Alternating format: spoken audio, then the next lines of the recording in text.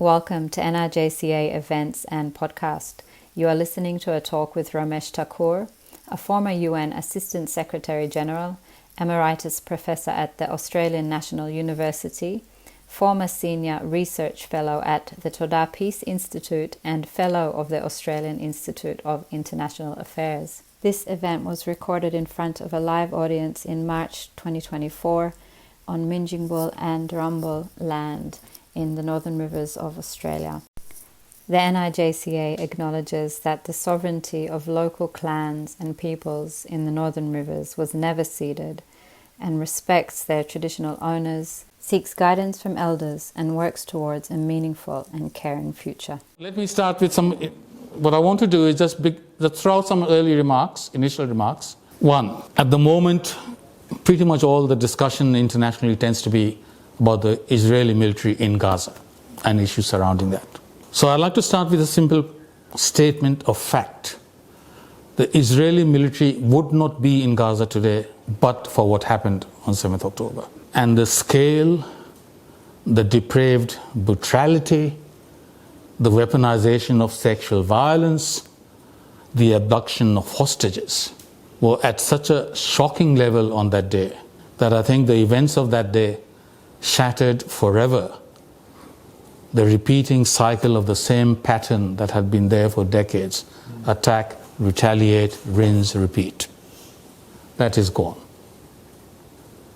And we'll come back to these issues, I'm sure, but certain conclusions follow from that. So that's one.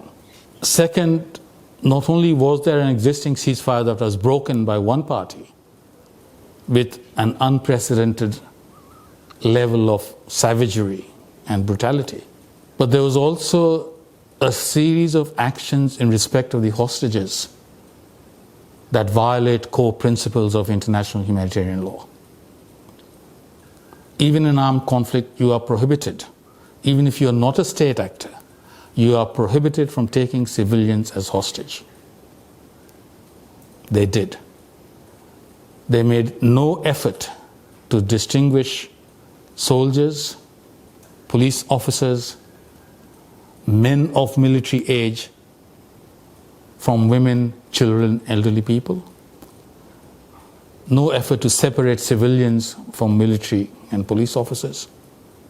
No effort, as far as I can tell, even to separate Jews from non-Jews. They took them across the border, and they engaged in horrific acts in southern Israel, and we don't know what they're doing in Gaza. Further violations of IHL, not giving information as to who is dead, who's still alive, not permitting access to the Red Cross to deliver medical supplies, to check on the locations, to check on the welfare. These are all violations of international humanitarian law. Third, so is embedding your terror infrastructure amidst civilians in and under schools, hospitals, and even we now know the chief UN agency in the region. Those also are violations of international humanitarian law, and that affects conduct by Israel. Fourth, while Hamas has shown total disregard for and disrespect of civilians, whether Israeli or Palestinian, Israel, you can argue about how successfully and mistakes, but in principle and in intent, Israel does try to distinguish between attacking Hamas fighters and commanders and civilians, and try and ease the risks of civilian casualties. We know it doesn't always succeed, and in fact, a couple of times it has hit its own hostages and killed them. But it doesn't mean it's intentional. So I think we need to remember that. I think we also, to go back to where I started off in terms of the scale of the attacks, one other thing. The reason for the emphasis on civilians is important. Two things really. One, I think Israel suffers from the classic insurgency trap that exists in every such conflict. And that is that Israel loses by not winning. Not winning. Hamas wins simply by surviving. And related to that, there is an asymmetry in civilian casualties. Every Palestinian killed angers the Palestinian, the Arab, the Islamic world, increases support for Hamas, deepens anti-Semitism and outright hatred of Israel, which translates into hatred of Jews as well, and further delegitimizes Israel in key constituencies around the world. Particularly in recent times, we have seen a generational divide open up in Western societies, and we have seen a much starker divide between the West and the non-West, which is important because clearly in international affairs, the West is losing its capacity to dominate, even to manage the agenda. And that has important implications for the next thing to consider, and that is, because of what happened,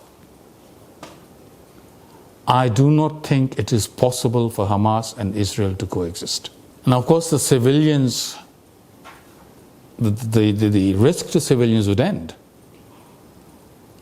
if Hamas released the hostages, if Hamas gave up its weapons, if Hamas surrendered. But it would rather put Palestinian civilians at additional risk than do that. Now, in contrast to this, every Israeli killed is also a win-win for Hamas. It boosts their morale, it's a propaganda coup, it weakens the bond between Israeli citizens and the government, and it increases pressure on Israel that there is no military solution, you will always be vulnerable, find a political solution. And that asymmetry plays out quite significantly. But the long-term trajectory being this gap, generational gap in the West, and the growing gap between a declining, fading West and a rising West, means that this is the one opportunity that Israel has to destroy Hamas. I don't think it will get that again. So if you come to that conclusion that Hamas and Israel cannot coexist, then a number of policy implications follow. And that is also important to remember. It means destroy Hamas militarily, destroy Hamas as the government de facto, some sort of at least temporary security zones in Gaza, demilitarization of Gaza, whether that's long-term or permanent or short-term, you can talk about that. De-radicalization in terms of the educational, social welfare programs, possibly the status of UNRWA, we can discuss that. But it also means that long-term, you have to look at what was done post-war in Germany and Japan, and how to create conditions where you can create a new civil society that doesn't pursue the radical militarist path. Because I don't think long-term Israel has a future as a permanent occupying power. So somehow it has to identify procedures and pathways and create, if necessary, new partners and give them a stake. And there, I want to throw this out because I think it is important. I have long argued in the Indian connection that if any Indian government destroyed any one of three core foundational principles, then India would be destroyed. Every country likes to think it's very diverse and complex. I don't think it's as true of any other country as it is of India, in terms of the regional, the religious, the whole lot. And the three principles and institutions are democracy, federalism, and secularism. We have 200 million Muslims in India. No government that went after them or turned them into second-class citizens. Any government that did that would destroy the country. They're not geographically concentrated, they're everywhere. But one of the reasons we haven't had domestic Islamist terrorism in India is that Muslims do believe they are legitimate stakeholders. They might have fears of that eroding in various ways in practice. And I think those fears are justified, which is why I fight against that, which is why I get one set of vicious trolling by the Hindu religious fundamentalists. But it is important to remember that, and I would hate to see India become a Hindu Pakistan. And so you need to find imaginative ways of giving a stake in the system to the new constituencies that will recognize Israel's right to exist in the region, not pursue the goal of destroying Israel as a state and ethnic cleansing of Jews from the river to the sea. And for that, I think Israel will also, at the final stage, need to work with international partners to provide aid and assistance in rebuilding and reconstituting Palestinian society. Now, what that means for a Palestinian state, I don't know. And I will end with a couple of simple statements, 3 if you like, throw up discussions. One, when I was still lecturing, which was some time ago now, it's been 15 years since I actually had a class to lecture to. It's been research since then. But I always said, if you think you understand the Middle East, you are misinformed. In my professional background, one of the things I actually concentrated on, one was nuclear issue, but the other was mass atrocities, so it is a very deeply familiar subject to me. And conflicts, obviously. Pretty much any other conflict, at least in principle, I can find some solutions. This is the only one where it's a case of two rights colliding. And I think the tragic history reflects that with emotionally fraught, deeply internalized grievances and victimhood on both sides. So somehow we need to think about that and break through it if there's going to be a future. Bearing in mind, yes, okay, there's a tragic history for the Jews, and they have deeply memorialized that for very understandable reasons. And there is an existential threat that arises from the geography to the very state of Israel. So the threat both to Jews as a nation, to the state of Israel as their one state, is very real. But I think there is trauma on the other side as well. And I think we need to acknowledge the sense of victimhood and grievance and see where are the common elements that we can hopefully find. And I think we have to work with the young people in particular for that. And finally, on the UN, there's 2 keys to understanding the UN. One is the United Nations exists so that nations that are unable to do anything individually can get together to decide that nothing can be done collectively. And the other is that in a conflict involving big powers, the UN disappears. In a conflict involving a big power and a small power, the small power disappears. In a conflict involving small states, that's when the UN can step in and decide that nothing can be done collectively. I'll stop with that. And I said, let's have a discussion.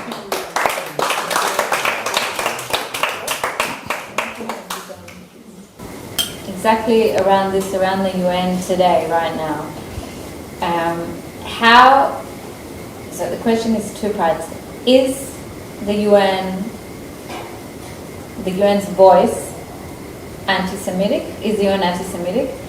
Or is the countries, because there's a lot of countries, is it because it's like a big committee with a lot of people who don't like Israel or can't say out loud that they agree with Israel or something like that, that they end up having more, that they look like they could be anti-Semitic? And when I say anti-Semitic, I just mean they don't like to, like, why didn't they say that what happened to us. Why did they wait so long to acknowledge what happened to the women? Like, while it happened to other places straight away, oh my God, this happened. Why did it take them 3 months to acknowledge something happened to us? So it looks like on the outside that they're anti-Semitic, or is it because there's pressure? Because there's a lot of countries, for whatever reason? That's really my first question. And, yeah. Yes, that's big enough. Let's start with that. The United Nations is not one entity. It's a collection of different agencies, different entities, different personalities. Even at the personnel level, you have to distinguish UN officials, then people who are in some sort of what we call insiders, outsiders. They're mainly outsiders, but they have some official status. So the special rapporteurs is a very good example. Certainly until my day, and I think it remains true, special rapporteurs don't get a UN salary. They're not UN officials. Their role is decided by the Human Rights Council. That has its own problems and sort of things. Special rapporteurs and the people who are in charge of like the looking into Francesca Albanese. Yes. She's a special rapporteur for Palestinian rights. Her main job would be in Italy, whatever. I mean, she's a professor of law, I think, somewhere or other. So they are appointed as special rapporteurs. They get their travel expenses paid when on duty, but as far as I know, they do not get any UN salary or payment at all, other than traveling expenses. And then there's the member states and their delegations. So our ambassador to the United Nations is not a UN official, but member states own the UN. And the Secretary General's job is to reflect as much as possible the total membership.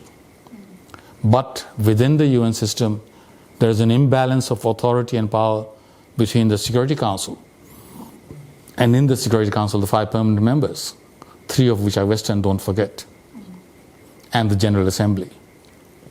And there is a bit of corporate tension and jealousy between the General Assembly and the Security Council. It's the General Assembly that represents the entire body, not the Security Council. So if you like, in theory, the Security Council is the geopolitical center of gravity of the international community. The General Assembly is the normative center of gravity, and the World Court is the legal branch. Then you have different bodies like the Human Rights Council as well. The Human Rights Council has all, and the human rights machinery, not just even before that, even before the Council, has always had, I think, an unhealthy obsession with Israel as a singular interest. Conversely, in the Security Council, Israel has got away with defying more UN resolutions than any other country in the totality of the UN history. And that's because of the solid backing from the United States and from other members as well. And in the General Assembly, there is a lot of anger which results from that, and the determination not to give Israel the fruits of victory legally from this backing from the United States. Even today, the United States remains the single most influential and important member of the United Nations. It's not China, it's not Russia, it's the United States. And as I said, 3 of the 5 permanent members are Western. And then the international criminal justice system has not been able to take any effective punitive action either against Israel for perceived violations of international law and humanitarian law, nor against Hamas. And when you put the 3 together, the imbalance in the human rights machinery, the Secretary doesn't have its own, the Security Council, General Assembly, and the legal system. By now, in essence, the UN system overall seems to me to be discredited in all the relevant constituencies as far as the Middle East conflict is concerned.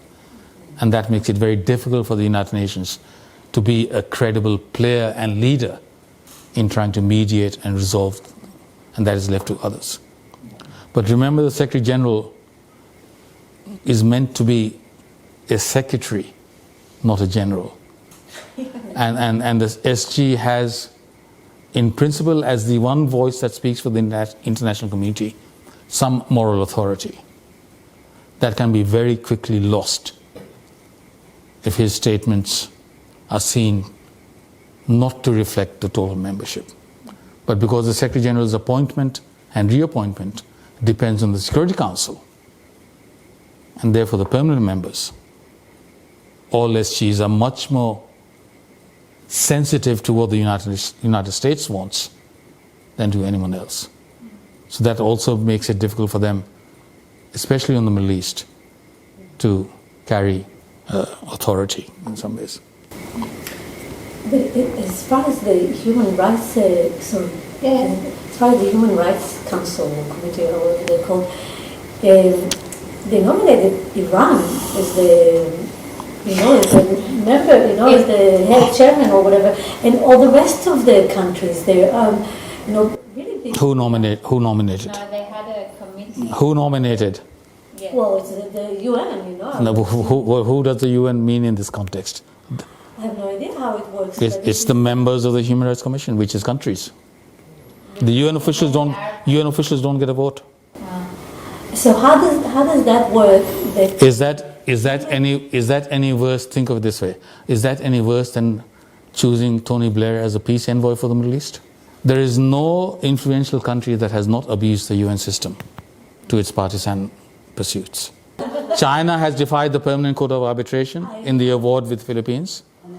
Yes, I will. United States said to the World Court, "Get lost," when they ruled against it in the Nicaragua dispute. They've got an arrest warrants against Vladimir Putin. Do you think he's going to be arrested?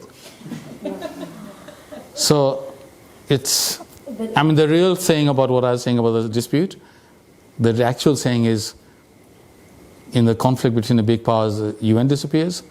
Big power, small power, the small power disappears. In a dispute between small powers, the dispute disappears. So the United Nations can take action in inconsequential minor disputes, but even then, only if the big powers agree or stay out of it. From your knowledge, what is the historical legitimacy of today's Palestinian people to the land, especially as they claim it was all theirs historically? How does the UN view their claim? You've got a peculiar situation. The historical importance of Palestine to the Jews, and the importance of Palestine also through, from what I understand, the religious texts for Jews. And the Jewish people being the original refugees from that region. So no one doubts that that's their ancestral land, that's where they came from, and in successive waves they ended up exiled from that region. There are still numbers there, but not in big numbers. On the other hand, think of that. If it is possible for Israel to be reconstituted as a Jewish state after 1,000+ years gap, then it's very difficult to tell Palestinians after 100 years, give up your ambition. Because in the interim, for generations, they were on the land, working the land. They found themselves exiled from it, in part because they are encouraged by Arabs, in part because they are coerced by Jews and Israel. But whatever the reason, they're outside it, and they look across the border and they see their ancestral land and farms now being occupied by what to them is, in effect, colonizers. And that perpetuates and marinates grievance across generations. You've got a peculiar situation where you have a whole agency for one group of refugees. This is where the UNRWA comes in. Set up by a resolution of the General Assembly in December 49, if I remember rightly. In operation since May 1950. Set up initially as a temporary agency, as a service delivery agency, which is different from UNHCR. UNHCR is set up at the same time. But UNHCR is set up as a protection part for all other refugees. UNRWA, specifically for Palestinian refugees, as a direct service delivery, and that's why it's ended up with the welfare programs, with the educational programs, with cultural programs, and then emergency assistance as well. And the idea was pending a political solution. But until a political solution is found, its mandate keeps getting extended and extended and extended. I wrote Kofi Annan's second reform report in 2002. One of the things we asked for was to drop any number of historic resolutions that were essentially inoperative now. They had lapsed, time had moved on. The membership would not accept that with regard to Palestine. They said, no, this will be rewarding the continual expansion of Israel's borders since it was created. So there is that resentment there as well. But of course, if you have an agency dedicated to the welfare of Palestinian refugees, and under international law and under the principle of family unity, as far as I understand, descendants continue to be defined as refugees for this purpose. So even if the Palestinian grandchildren are now in Australia and Australian citizens, as long as they can establish their lineage, they are technically still entitled to be called Palestinian refugees. And I think the refugee definition for Palestinians, someone can correct me if I'm wrong, but my memory is anyone who was there and was dispossessed of land and means of livelihood any time between June 46 to May 48, when you have your Declaration of Independence. And their descendants then, if they can prove that connection, remain refugees. Now, again, in the subcontinent, we had millions killed in the riots attendant on partition.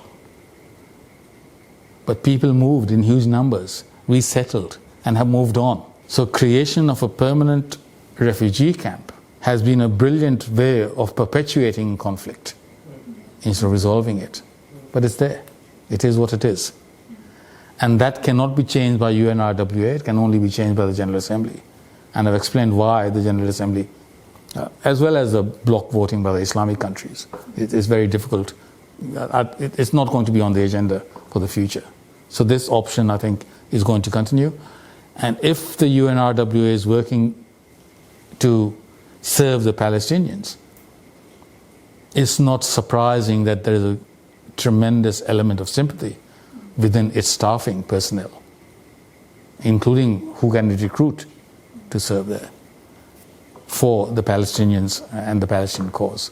So that's where the problem comes. If you look at the total size, I think it's easy to exaggerate the numbers there. But yes, it is horrific when it turns out that some of the people took part in what happened on 7th October. And that's not good for anyone. But once it came up, it was done. In terms of the question about why, going back to the question of why did it take them so long to acknowledge what was done to the women, I think that was a shocking lapse by UN Women. It was set up during my time in the UN. We had high hopes of this is the sort of thing it would speak out and forcefully against immediately. Now, having said that, I think the Israeli investigators have also accepted that because of the savagery and the killings and the abductions, it's actually been very difficult. And then the fact that the immediate aftermath, they were much more interested in one, taking on the terrorists who remained, and others expelling them or killing them. 2, looking for survivors, and it took them some time to just, 3, identifying who and how many had died where, and then informing families. So by the time it comes around to forensic investigation of the weaponization of sexual violence, a lot of the primary evidence has been destroyed. Normally you clear off the crime scene and the police carry on the investigation, they collect the evidence, and then they can do that. That's been extraordinarily difficult in this case. And that means it's been difficult for the UN to say something definitively until they are confident they can say exactly what happened. So I think, was it yesterday they finally came out and confirmed the special rapporteur that yes, there was systematic, methodical, deliberate rape. I mean, this was done in a way that I don't recall in my lifetime another group of fighters doing a fight like this.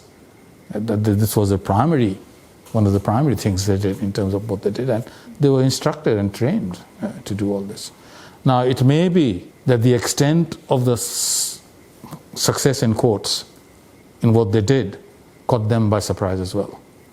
And this is something that Israel is going to have to confront. The 3 circles of failure of intelligence, which is usually in this sort of incident a case of failing to connect the dots in time. The raw intelligence is typically there, but the parties that mattered did not actually see the patterns and discounted it. Then the failure of the physical security barriers. How was it possible for them to breach so quickly? And third, and I don't know, some of you will have been back since then. I mean, for me, this is shocking and distressing. I take the point that for almost all of you, it's trauma, not just shock and distress. But even so, why did it take the Israeli military so long to come to the assistance? So these 3 questions I can understand the immediate priority is something else. But sooner or later, these 3 questions will have to be addressed. And they will require a degree of not just rigor, but brutal self-honesty and self-introspection. Because you can't afford to repeat this. So that will need to be addressed. So if it's so difficult for Israel itself to be think, you can understand why it's difficult for outsiders. And certainly Israel would not have been happy to see too many UN people coming in and muddying up the crime scene even more. So I think it has taken time. I think there is recognition in the UN system that this has not been its most shining moment in terms of one agency that was set up for this purpose. But hopefully we will get there. Yeah. What do you think are the reasons for the massive rallies and huge increase in anti-Semitism in Australia, given it is a multicultural, democratic, largely educated and secular society, strongly influenced by the Enlightenment? Why are so many people educated by lies, seduced by lies, distortions and tropes? Well, educated by lies is probably more accurate.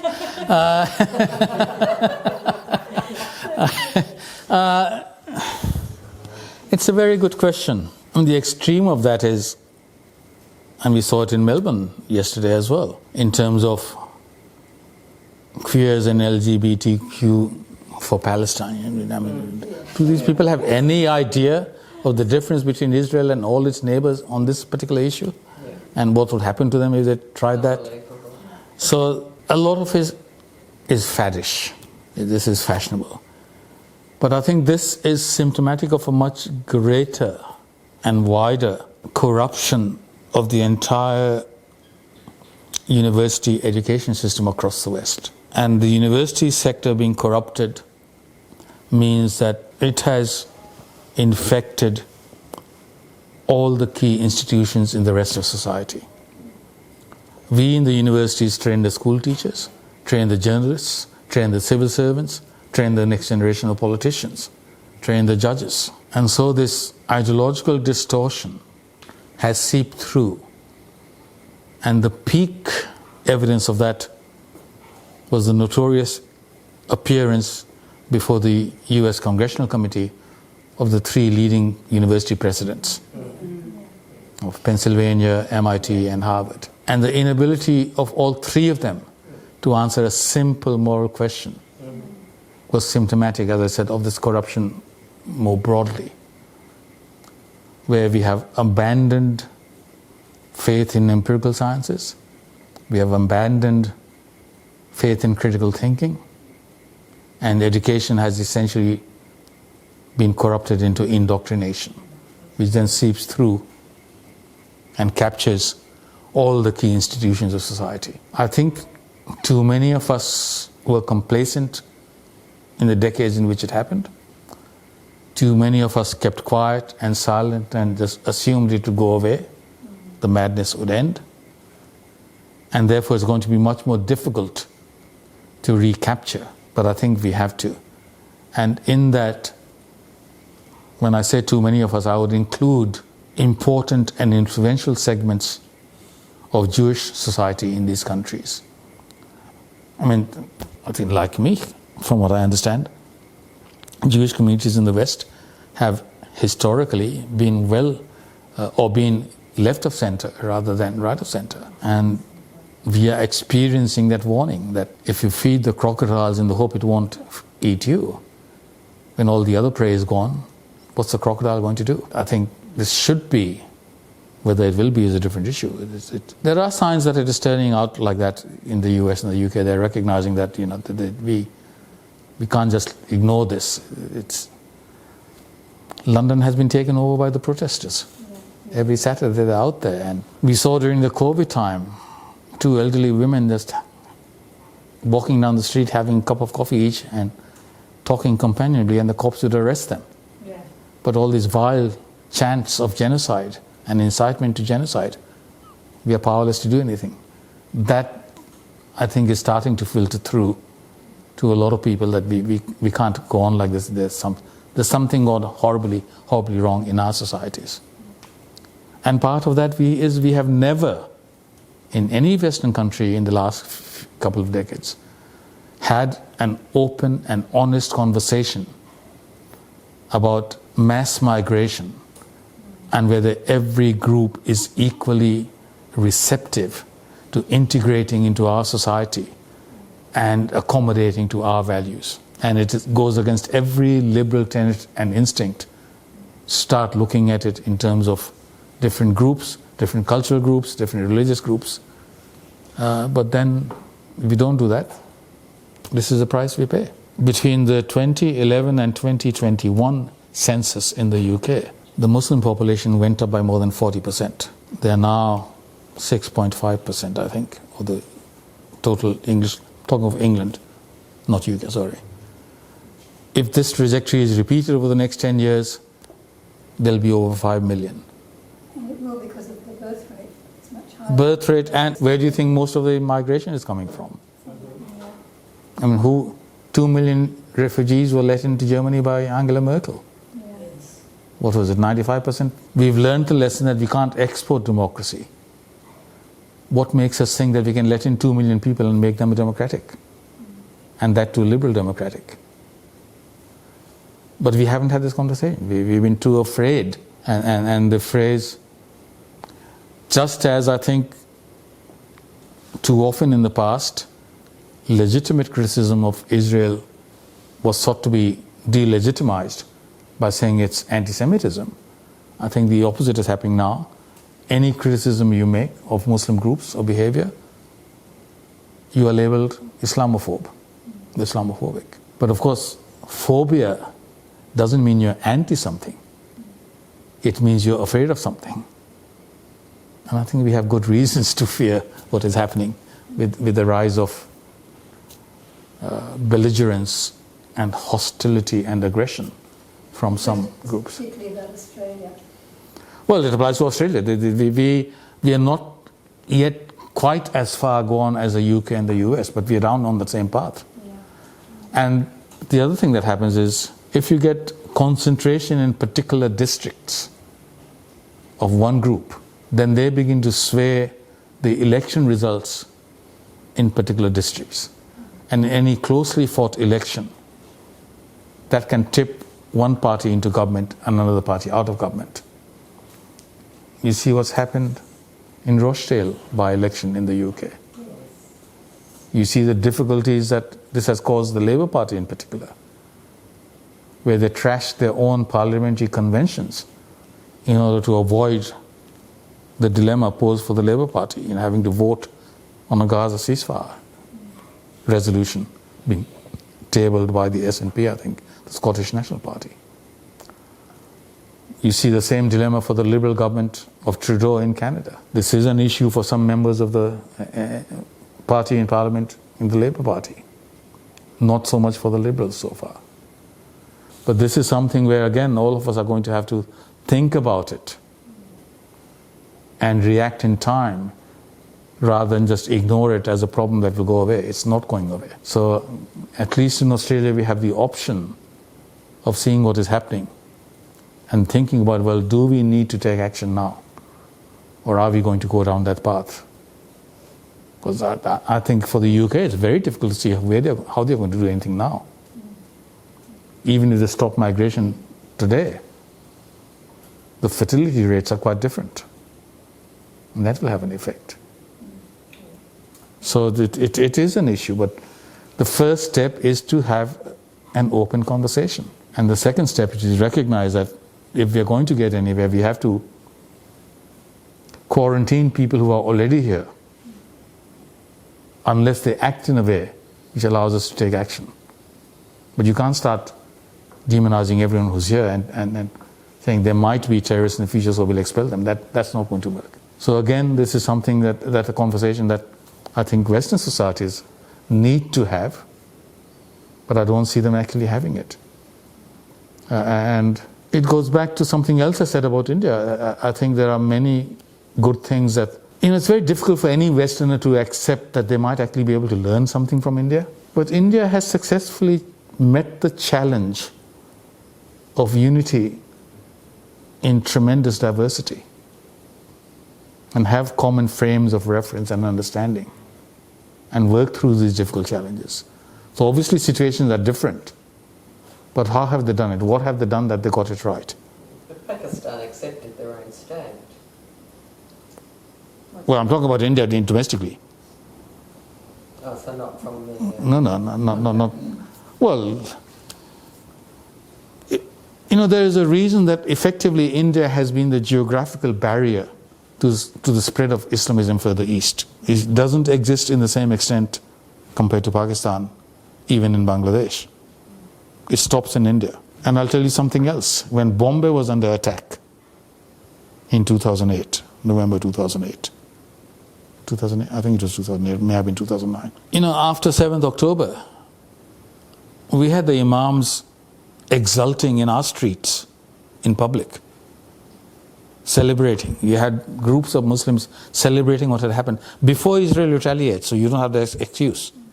In every Western country that I'm aware of, they were doing that.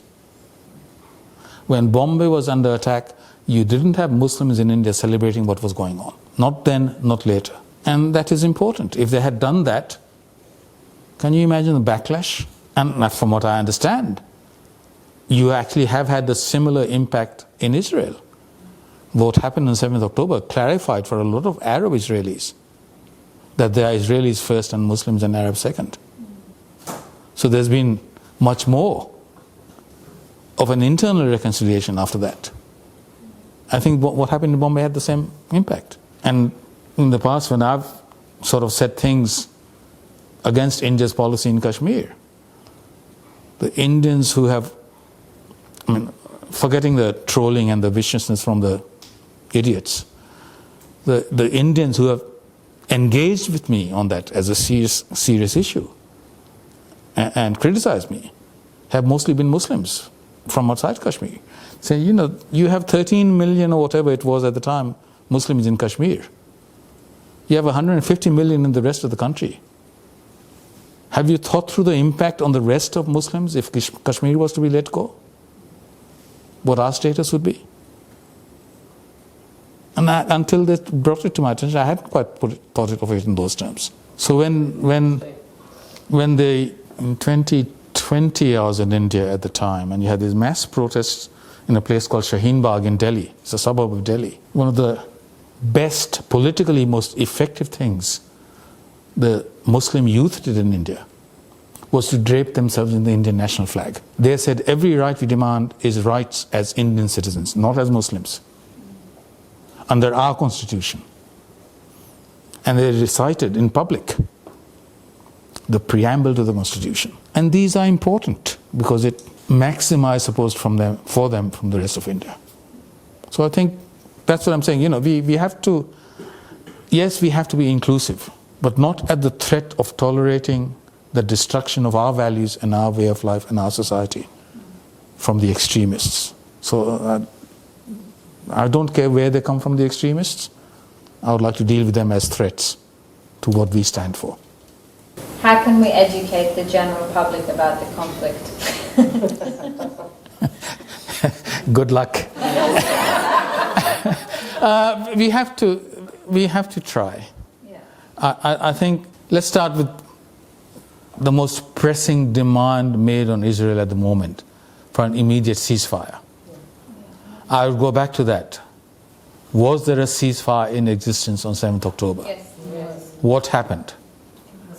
And how do you ensure that that is not repeated? And then you get down to, well, at the end of the day, it is not possible to coexist, for Hamas and Israel to coexist. They are committed by the Charter to destruction of Israel. They are committed by their deeds and words. They have openly promised, again, repeatedly promised since then, that they will repeat this again and again, and that is why they have to go. So that is necessary, but in my formal language, although it's a necessary condition, it's not a sufficient condition. Israel is going to then have to think and look and act beyond that, having accomplished that. And that's when the vision, the statesmanship, and the magnanimity will also have to come in. Because, I mean, this is a task more for Israel than anyone else, with help from well-wishers. And one of the good things in the past decade in particular, I'm going back a bit before that even, has been the developing bond and relationship between India and Israel. So again, I think there is something to be learned and assistance to be gained. I've read lots of things about India is a very much favored destination for Israeli youth to go to for a number of reasons, because it's the one culture and religion where if you say, not only will I not eat this, I can't eat it if it's been cooked in this utensil. Hindus say, yes, we have the same thing. My mother was like that, so they understand. Yeah. But I was in India recently, and while I was there, I read this new survey. Of all foreign countries, the people who have the highest, most favorable opinion of India are Israelis. I didn't know that. Really? Oh, really? 71%. Compared to just over 50 in Australia and under 50 in Canada. So 71% of Israelis have a positive attitude towards it.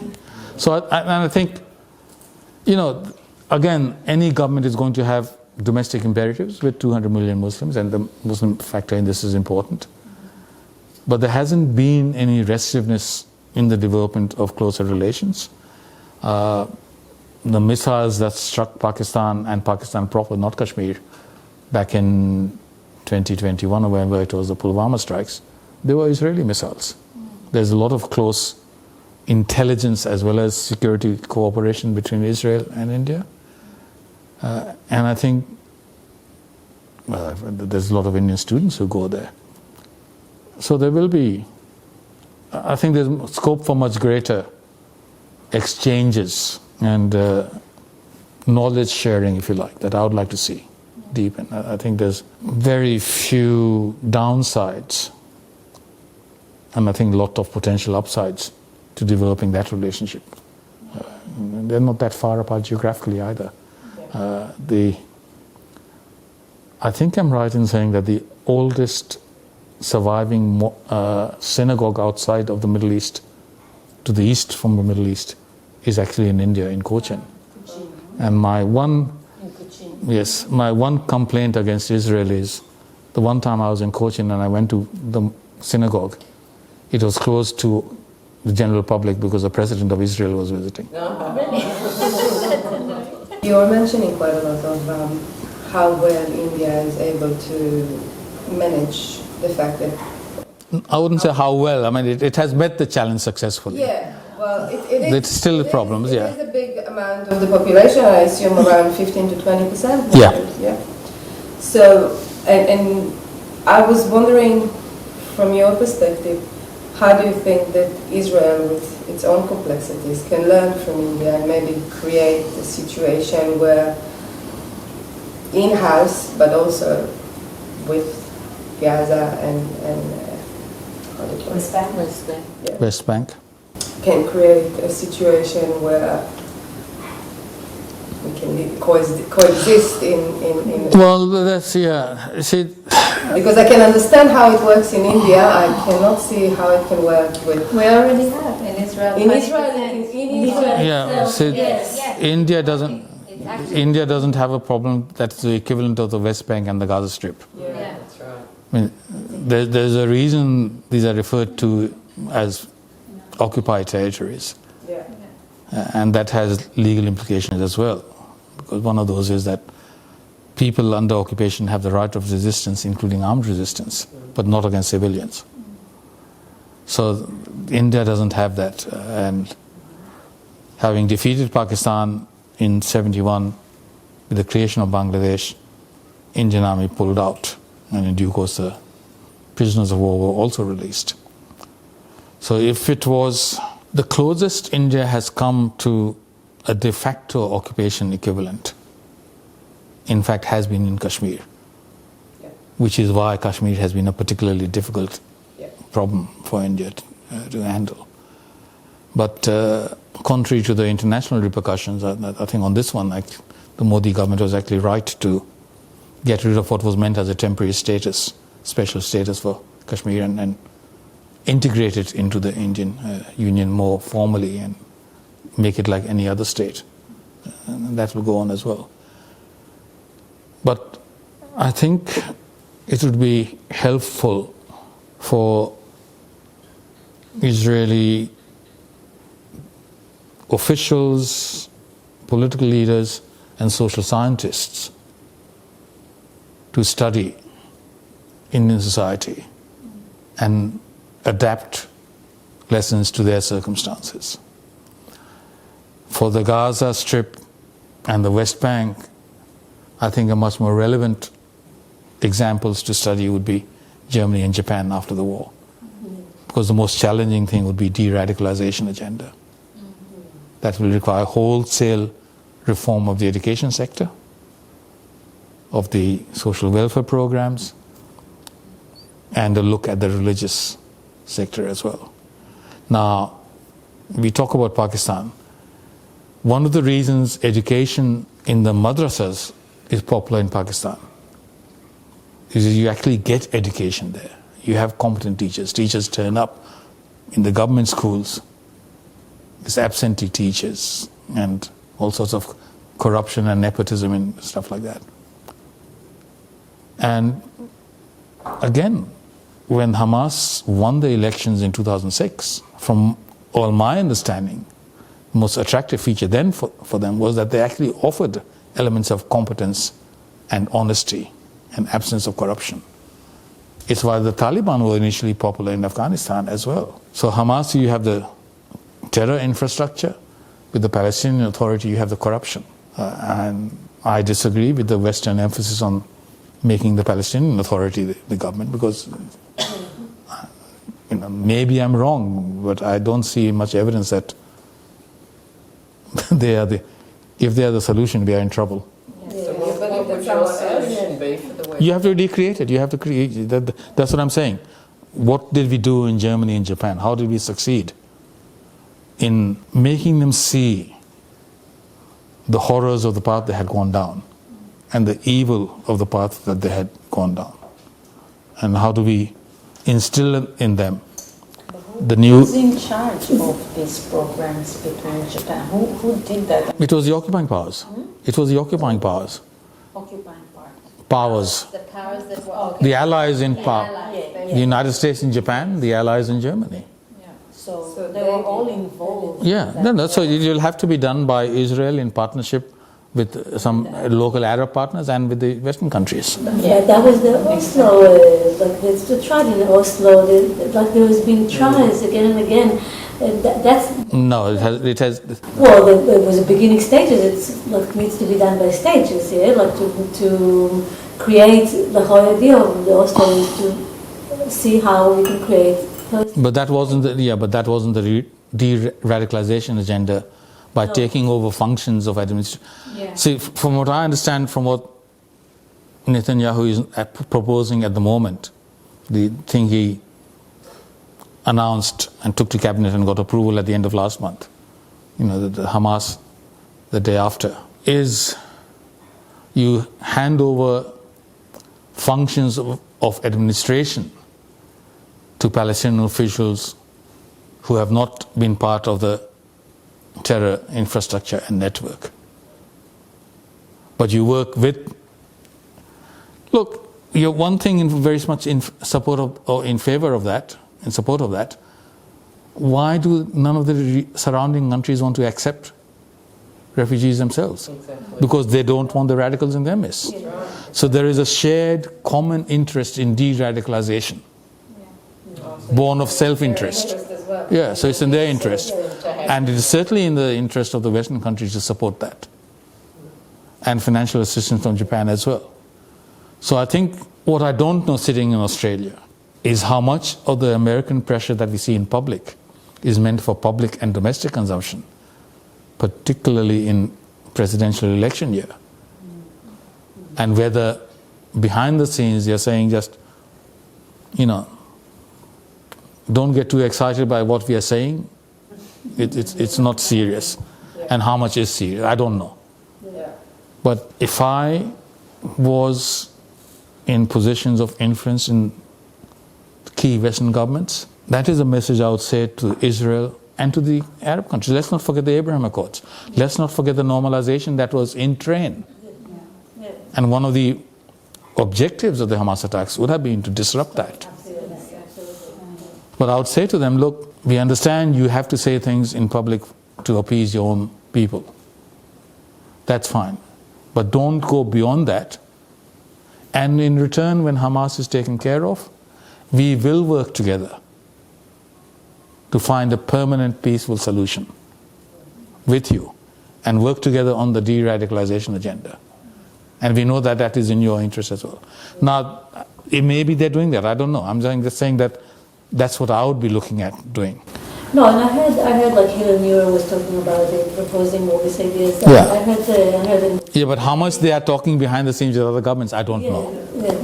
But also in the same breath, like they're stopping the IDF from actually finishing this, because Rafah is now on the topic. Like there's all these citizens in Rafah. They had like this whole committees trying to see how they can move the citizens from Rafah so they can. They are trying, but the reality is this war has already gone longer than any other. Okay, so they may have been surprised with their own success on 7th October. I think they have also been surprised by the fact that Israel is still there. Yeah.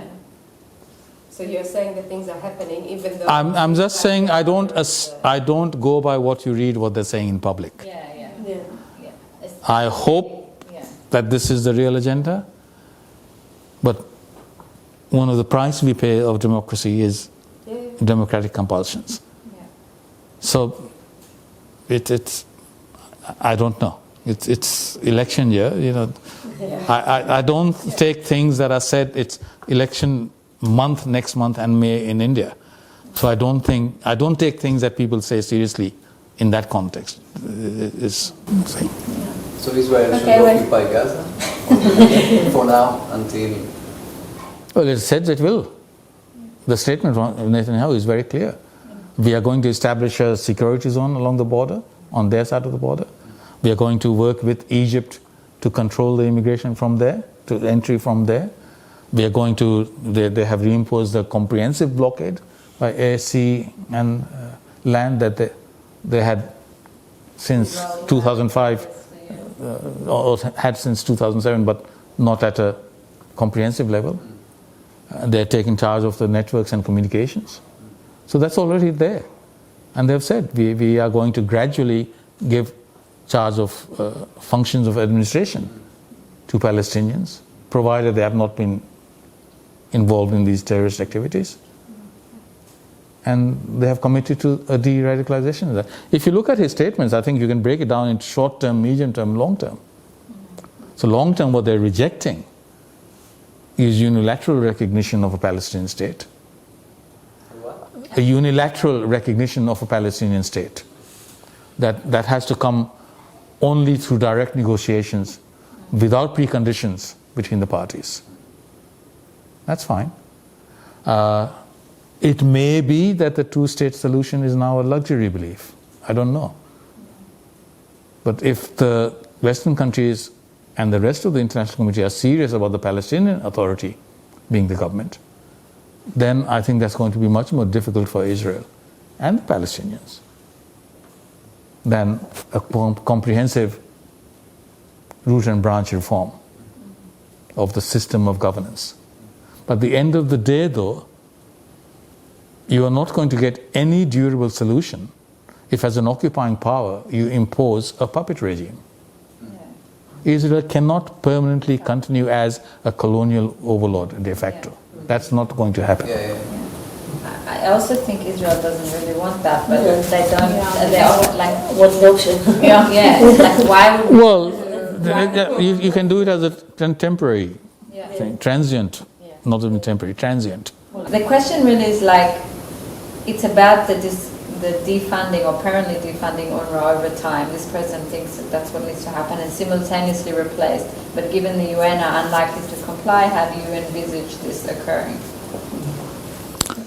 It's not going to happen without a political solution.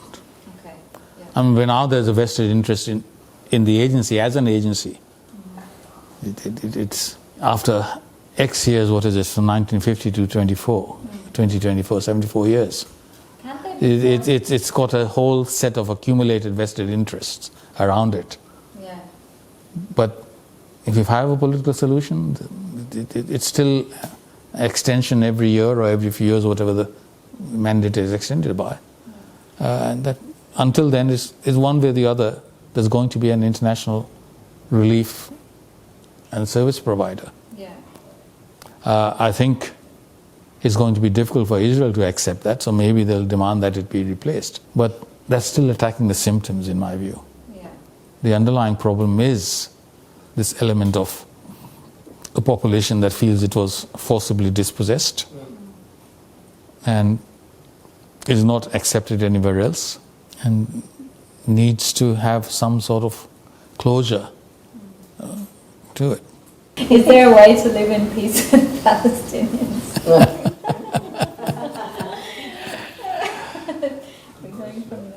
It's We had that for a short time. Sorry? We had that for a short time. a short time, but that was a truce. I mean, this is why I think that's why the old Jericho and feeling like quite safe there. There was a very small period that I think it was really nice for most of us. Before the Intifada. Before the Yeah. Before 99, there were a good few years. Absolutely, yeah. But maybe the next question is, what is the most promising potential solution to the conflict, in your opinion? I think we're going to have to wait on that. It just depends on, it's one thing to say we're going to destroy Hamas. Does Israel have the means? Is this a feasible goal? At what cost? What does it mean for the hostages? I mean, you already have a tension between the heart and the mind as far as the hostages are concerned. You can understand why everyone wants them back. But if the condition is that you have to release more Palestinian prisoners, well, how many more Sinwars do you want released? Yeah. We've had the same dilemma in India, and people have paid the price. In order to save one life today, you release some, and then we had the equivalent of Sinwar in what happened in Bombay. Yeah. Guys who were previously released in exchange are the ones who organized the Bombay attacks. So, if I'm ever taken hostage, I hope no one even begins to negotiate for my release. Just end it. Yeah. And I'll pay the price happily, but I wouldn't want the blood of others because of someone who was released to get my... You talked about talking to people when, pro-Palestinians talk about a ceasefire right now. And, I was wondering, when you do bring up what you said about, how at the start and effects, and they bring up, all the things that the IDF is doing and, the bombing in Palestine and, the health issues that are occurring from that. How do you combat that in a conversation? It could end tomorrow if Hamas gave up, surrendered, released the hostages. It's Hamas that has deliberately located its fighters in civilian residential neighborhoods, located arms in schools and under schools and hospitals, built tunnels for its fighters, not for civilians to escape the bombing. And from everything we know about the history of Israel since its creation in 1948. If you plan an attack like what you did on 7th October, do you expect that Israel will sit back and start breaking toothpicks in anger? Or do you expect that there will be a massive and ferocious retaliation? And if you expect there will be retaliation, and you have no reason to expect anything else, and you have put your fighters into dense residential neighborhoods, and you have put your arms and ammunition in schools and hospitals, and you know that Israel has a very sophisticated intelligence network and may not know all the locations, but will know 60 to 80% of them, and therefore will target them, then you are accepting that your actions have placed your people at greater risk. So who took all this? If they were separated from civilians, and then Israel targeted civilians and fired missiles as indiscriminately as you fire your rockets, then maybe you could blame Israel. The primary blame for all this lies with Hamas. The secondary blame lies with Israel when it makes mistakes, not intentional. We know the Israeli military is subject to the requirements of military code of conduct, that they receive training in international law and international humanitarian law, just our soldiers do. Does anyone believe that Hamas trains its fighters in those constraints? So if you're prepared to disagree with me at a factual level with anything I've said, we can have a conversation. If not, show me where my conclusions are wrong. And the other thing that they didn't provide was any shelters for the Palestinians if there's going to be a war. No, they don't even let them come into the tunnels to escape.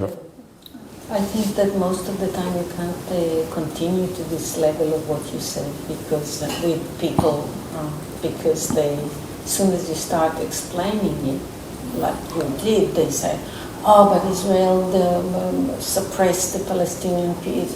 They always go back. And freedom fighters and None of that justifies killing Israeli civilians deliberately, and none of it justifies putting your own civilians at risk. So I say, yes, I agree with all that, but how does that justify this? So many people think it does. That's it. No, they don't think that through. They don't. Come on, people have, have you seen the studies of done in the States when people start chanting from the river to the sea? They ask them which river and which sea? No idea. You know the answers? The Nile and the Atlantic Ocean.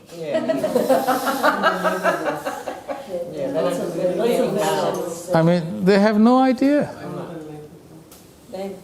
And then you talk to them and say, do you know what they, talking about the queers and the LGBT, do you know what they do there? No. Then you tell them and say, oh, I don't support that, and it turns into opposition. Frustration that this is the majority, it feels like it's us against the whole world, and this is kind of our frustration. You know what we said about the UN? Support for the United Nations across the world is very high, but it's very broad, but also very, very shallow. It's not an issue on which people are going to vote for the UN against other things. It's the equivalent. There is a lot of support, but once you start breaking it down, it's all faddishness. Everyone else that I know is doing it, so I'll do it also. I mean, the young people who go into protest with the paragliders on their T-shirts, I bet you not a single one of them would have any idea of what that actually means. So that's why I think engage with them. The biggest mistake we have made is we ignored all these years. We thought it would go away. Just as we continue to ignore other things that they do that is absolutely idiotic. How is it, do you think, that a country like South Africa can accuse Israel of genocide and take it to international court? Is it because they do follow international rights and not someone, not when obviously Hamas are doing the list that you gave of what they're doing and with impunity? The South African case is different from all others for a very peculiar reason, which you'll never get from any of the mainstream press. The fight against apartheid in South Africa and the fight for Palestinian rights originate at the same time as part of a broader agenda of anti-Western, anti-colonial efforts. You had a 33 by 13 majority vote in the General Assembly to implement the report of the Special Committee on Palestine for creation of Israel. And I think from memory there were 10 abstentions. This was a resolution 181 of the General Assembly from memory. That's the entirety of the General Assembly membership then. Today it is 193 and 94. The minority at the time, the 13 votes that were the minority, today is the majority. And that's the countries that became independent coming out of colonialism. So it's the vote in 1947 that is atypical of the UN membership, not what's happening today. You get roughly the same time period, Mandela in South Africa, Arafat in Palestine. One exceeds expectations, the other defeats expectations. But that historical connection and the personnel connections from that time would have been quite close. And one of the countries that championed both causes for many, many years with equal fervor was India. So when South Africa comes out of apartheid, you're in a cricket-mad country. When South Africa comes out of apartheid, the first overseas tour that their cricket team did was to India as a thank you gesture. So, just as it's easy but simplistic and wrong to blame India for X percentage of its military at the moment is coming from Russia. Well, there's a long historical reason,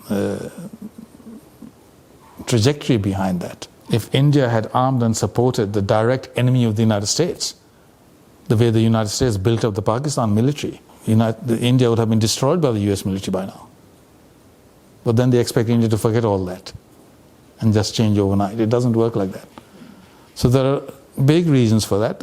And there's also an element of distraction from their own troubles. I mean, since Mandela's days, South Africa has gone down and down and down in terms of domestic turbulence and violence and conflict. And this gives them an international role and visibility. So them taking it neither surprises me nor bothers me. But I was bothered that the World Court took that on. And I'm very much bothered by the fact that they've given provisional orders against Israel. I don't see that judgment standing as it's litigated for many years. But in the meantime, you have successfully provisionally delegitimized Israel.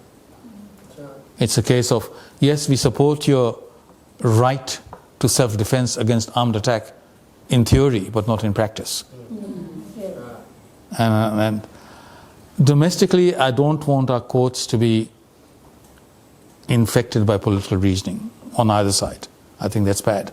But that's because we have achieved a certain level of civilizational advance and progress and institutionalization domestically, where we have separation of the judiciary from the legislative and executive branches. We don't have anything resembling that at the international level. And for the jurists, I have never supported the appointment of pure lawyers or legal academics as presidents of human rights commissions in any country. You have to have someone with broader experience and preferably someone with political judgment. You can have commissioners who are legal academics. But if you get legal academics as presidents, then you get the difficulties we have with Gillian Triggs. The World Court acts as if it is a judiciary in a system of world governance, but it's not. There are political impacts of what it says and what it does. And the impact of the provisional orders is a delegitimization. absolutely essential element of the legal definition of genocide in the Genocide Convention of 1948 is intent to destroy in whole or in part. All the evidence and multiple sources of evidence show that the intent exists on the Hamas side to destroy Israel and expel the Jewish people. There's a lot of evidence that there is no intent on the Israeli side. So you have this paradox, if you like, that there's one party that if it could do so, would commit genocide, but doesn't have the capacity. The other party, if it wanted to, could, but doesn't have the intent. So which is the party at the World Court being charged with genocide? It's absolutely topsy-turvy. But it pains me as an ex-professor that people don't seem to have the intellectual clarity to see this. And they certainly don't have the political courage. No, it's a provisional order because to be fair to them, they tried, they didn't say that it has committed genocidal acts. It says, make sure you prevent genocidal acts, and if there are, you make sure you punish. And to be fair to the World Court, you did have some idiotic ministers in the cabinet in Israel. Some of the statements, really. But politicians will be politicians, what can you say? I'd like to talk about occupation, and I want to challenge that a bit and hear your opinion, because I don't see an occupation happening in Gaza, let's say. And Gaza was part of Egypt, like Egypt was, correct me if I'm wrong, historically, yeah? And when Israel returned Sinai for peace with Egypt, as my memory, they did not want to control Gaza, but Egypt didn't want that to be in charge. So it became kind of default that someone had to look at, So this is this side, the Gaza side. So all the time, and so this wording about occupation, I have a problem with digesting this. Now the West Bank is a bit different, and West Bank, obviously, it was Jordan. Yeah. I'm not talking historically, there was a lot of other things, but let's just look in that. So how do you, because this is the thing that Israel is an occupier and occupation, and that's the narrative, that's the main, so how do you counter that? Well, where should I start? We were the jewel in the crown of the British Empire in India. At a time when the sun supposedly did not set on the British Empire. So I grew up with the explanation that the reason the sun never set on the British Empire was that even God would not trust an Englishman in the dark.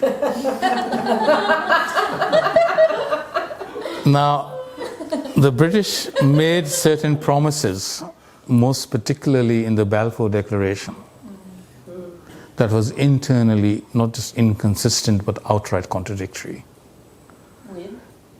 Outright contradictory internally in terms of the promises made to the Palestinians and the Jews. And they did it for their larger political reasons in terms of the world wars and the things. So you get very quickly into a really messy tangle historically if you go back far enough in terms of the demographics at the time and then the mix of permitting immigration and the rise of gangs to combat the British and the unilateral Declaration of Independence. And then you get into this, again, complicated thing of, well, was there a place called Palestine as opposed to, is Jordan the equivalent of a Palestinian state, and is this and that and that?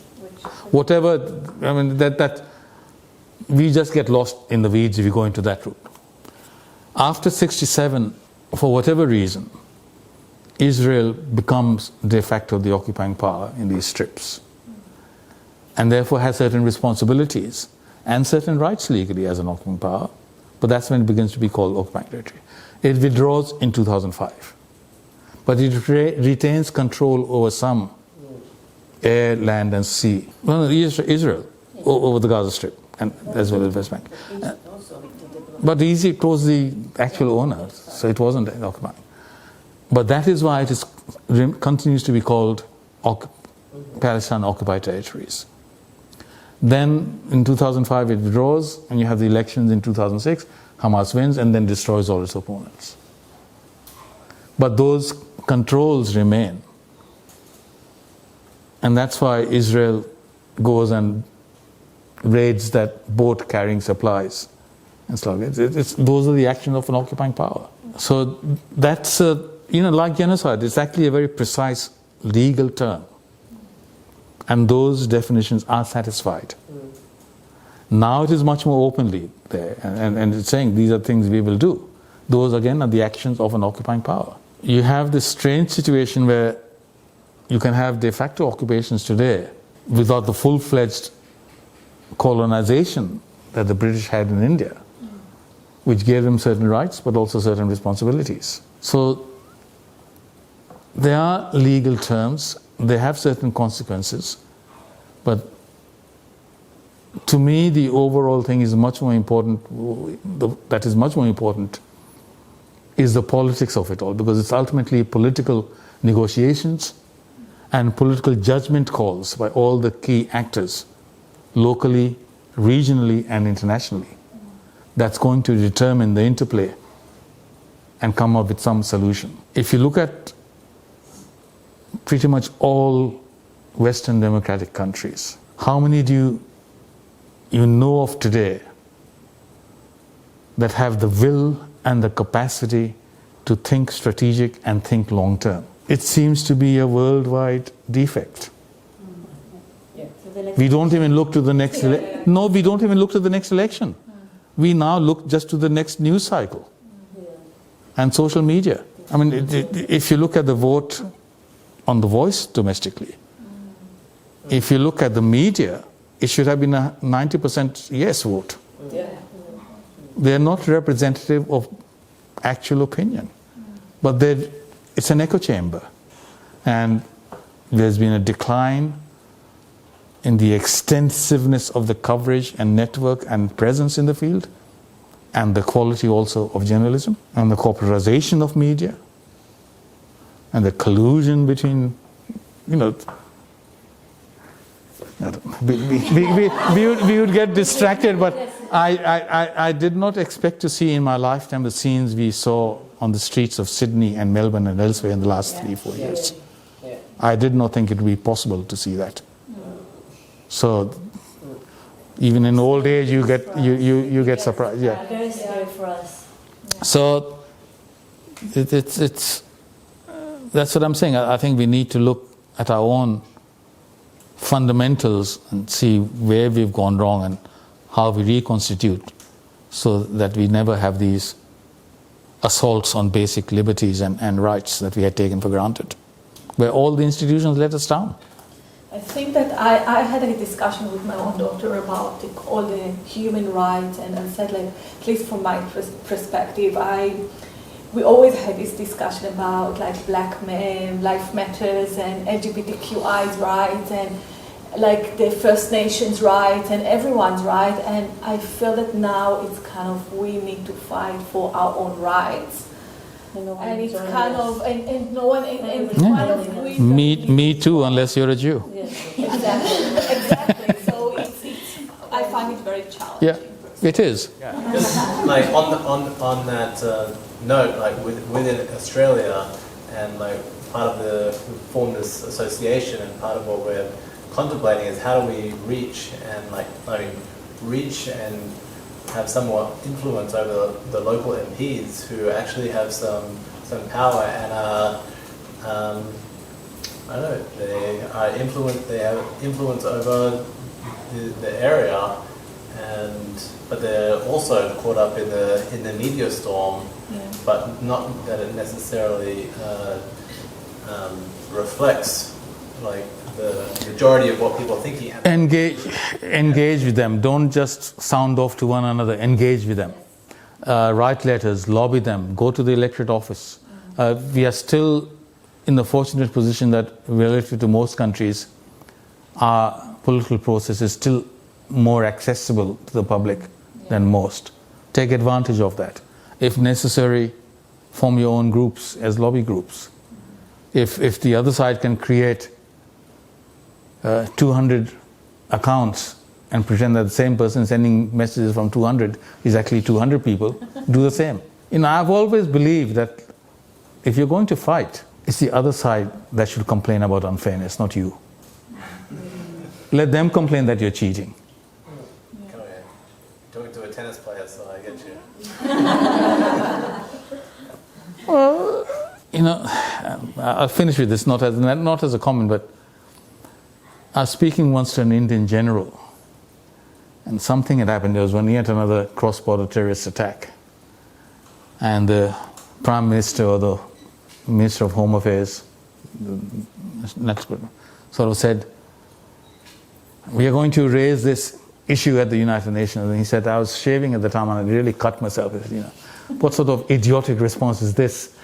Look at the size difference between your neighbor and yourself. And if you're attacked, this is your response? You're going to complain to someone else to do something? Why don't you take action? Let the other party go to the UN. You know who took the Kashmir dispute to the UN first? It was India. That naivety didn't last long. I just wonder, do you actually believe that Hamas can be defeated? It's an ideology. How can Israel... You cannot defeat an ideology. You can't defeat an organization. We defeated Islamic State. We defeated Al-Qaeda. We did defeat the Taliban, and then we made mistakes and got distracted by Iraq. And Germany changed its tune as well. So did Japan. Japan, Germany. So it's you're not going to do it by acting as a victor engaged with the vanquished. Yeah. We defeated Hamas. Our fight was with Hamas, not with the Palestinian people. Now we will reconstitute as equals. And the goal is, at the end of the day, we will leave you to it. But we are not going to tolerate any threat to our security coming from your territory.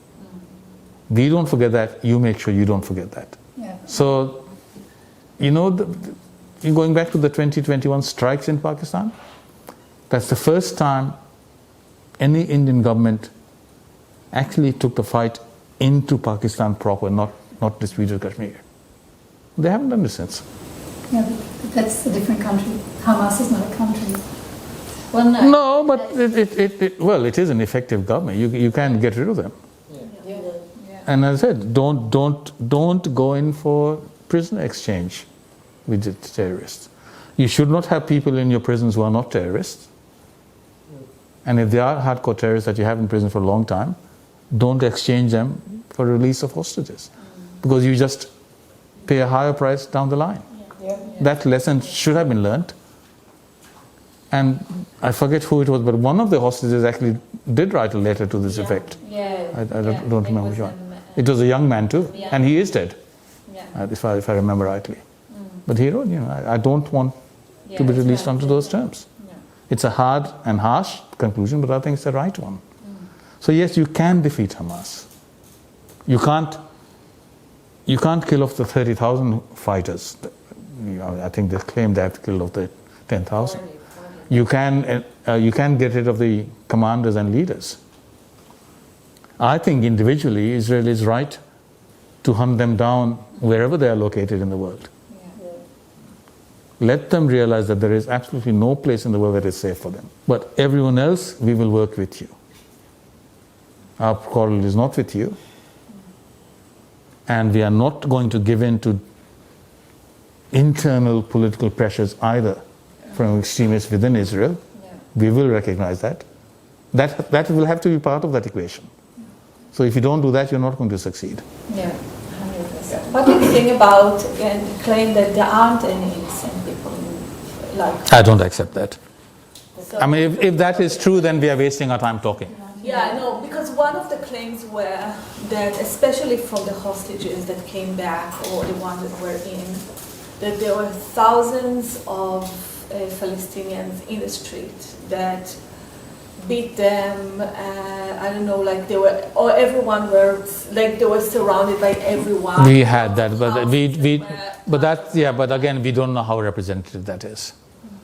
So it's. So I know that like some of the hostages that came back.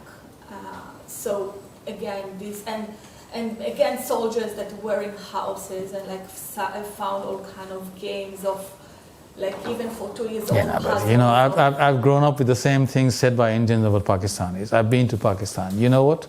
I've been to families. I've been to dinners with families, and all they wanted to talk about was places that their ancestors had come from in India. What are they? You know, are they still there? Is that village still there? What's it like? We speak the same language. I can speak the same language across the border with people in Pakistan. I can't speak the same language with Indians from South India. We eat the same food. We listen to the same music. Absolutely. So my concern is this hatred. Yeah, I know. That's I went to the border on Pakistan side of it with India, and they were bringing in school kids and inculcating them in the hatred of India. So if you don't tackle that, I spoke at their National Defense College and was startled. This is going back to 1997, this was a long time ago. But at that time, what intrigued me most was that people who were rank of full colonel and one-star brigadiers, they were the people who were potentially open to some sort of negotiation and deal with India. The generals above them were too hardcore. The younger officers had very distorted ideas of India and were full of hatred. But this narrow group had not yet become hardcore like the senior generals and had escaped the indoctrination of the next generation. But what it means is that, I think, and this is where Germany and Japan are useful, you can tackle it. Yeah, I agree. And let them know the thing. So, You're right, but if you know, yes, you had people in the streets. You had people in the streets spitting on them, but that's like saying you have people in the streets in Melbourne and Sydney chanting the genocidal chants against Jews. That's not representative of all of Australia. Yeah, exactly. The thing that frightens me is that they are allowed to do that and the police don't take action. Yeah, true. But I do not conclude that that's how majority feels. I don't. And as I said, if the majority, if it's pretty much unanimous, then indeed the war is lost. I'm wasting my time. You know, I'm retired. I take part in public debate because I have absolutely no self-interest on my part. I care about the country, I care about the future, I care about the future of the world, and I care about the trauma that my fellow Jewish citizens feel. I have opportunities to take part in public debate that they don't have, and at risk of trolling and occasional death threats and stuff like that. When they have come, I have had to report them when I was at the university, I had to report them out of university regulations, but I don't bother anymore. But I do that because it's not something that we can just turn our backs on. And with my background and my position and my access to media, with that also comes responsibility. So I've never been an activist in any cause. I have my avenues for trying to shape public debate and political policy. And if I feel strongly enough, I do that, even now. And every time I think I've done it, I'm not going to do it anymore.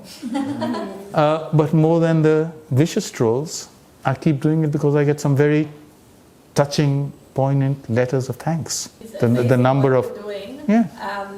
It just, again, like my feeling is that like Israel has been trying to create peace and peace agreement throughout all these years. And again, my feeling is it's made its share of mistakes. Thank you. Thank you so much.